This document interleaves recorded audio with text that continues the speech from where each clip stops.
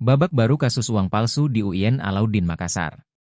Kepala Kepolisian Daerah, Kapolda, Sulawesi Selatan, Sulsel, Irjen Pol Yudiawan mengungkapkan, jika Anar Salahuddin Sampetoding kini sudah berstatus sebagai tahanan, usai ditetapkan sebagai tersangka. Anar Salahuddin Sampetoding sudah ditahan itu, kata orang nomor 1 di jajaran Polda Sulsel, Irjen Pol Yudiawan, saat ditemui wartawan usai kunjungan kerja di Mako Polres Nrekang Selasa, 7 Januari 2025, sore. Alumni Akpol 1991 ini juga membantah jika ada perlakuan khusus terhadap S. Dalam kasus tersebut, Anar Salahuddin Sampetoding, S, menjadi otak kasus tersebut. Diberitakan sebelumnya, Anar Salahuddin Sampetoding dikabarkan sudah ditahan di rumah tahanan, Rutan, Makassar.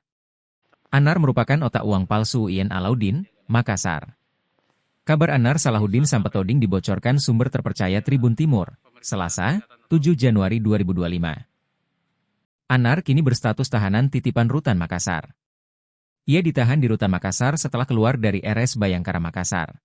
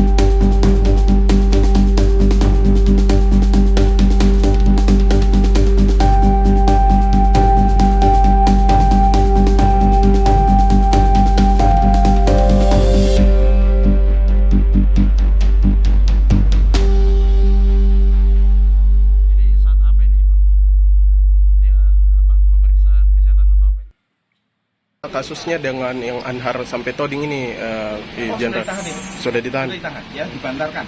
Jadi ditahan, tapi karena kondisi sakit dia dibantarkan di rumah sakit Bayangkara.